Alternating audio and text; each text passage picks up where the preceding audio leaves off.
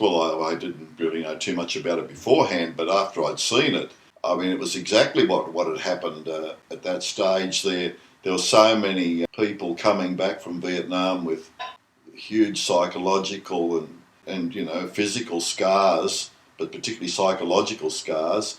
They just turned them loose on the streets when they, hello, you've been drafted, so you're out now, and just turned them loose on the streets, and they should have been treated, for PTSD and all those emotional and mental conditions, but they just turned them loose and expected them to just fit it back into society. But a lot of them have been through a lot. Because Rambo wasn't extreme because he was an elite. He was a killing machine. That's what happened. I think that he was. Yeah.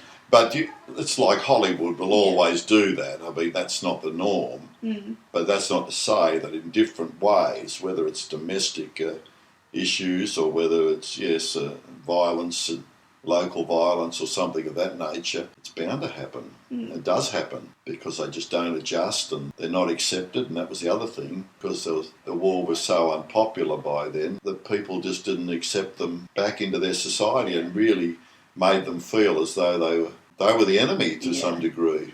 There was virtually no movies about the Vietnam War that came out till the first one I can remember, the most powerful one I can remember that came out was in 1978. That was The Deer Hunter. Like Apocalypse Now, it mightn't be a very realistic interpretation of Vietnam. Mm. It's still, nonetheless, its symbolism and its surrealism was just so strong that it was an amazing film. Yeah. But I came out of the cinema. Went for over 3 hours. Had an interval because they went through this area where they were just working class people from a steel mill town. It showed their life prior to Vietnam, and then they had the interval and they went straight into Vietnam after the interval. Well, when the whole thing was over, I walked out into the foyer at the end and nobody spoke a word. It's unbelievable. I've never seen that in a film. It's just people were just in shock. Yes. It really brought to the fore the brutality and the futility of war.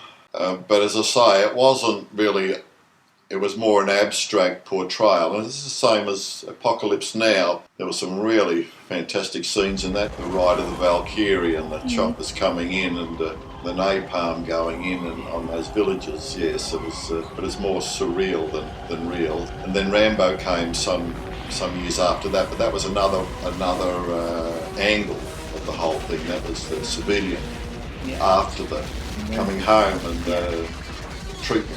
When you get people like Oliver Stone, for example, he did Platoon, which is probably the most convincing portrayal of Vietnam. He did an amazing job with that.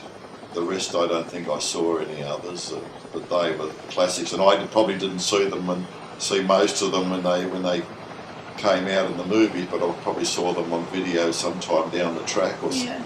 It was, see, Oliver Stone's style once again is a little bit controversial, but he has his own ideas and he'll steer it all in his direction, but it was a great movie.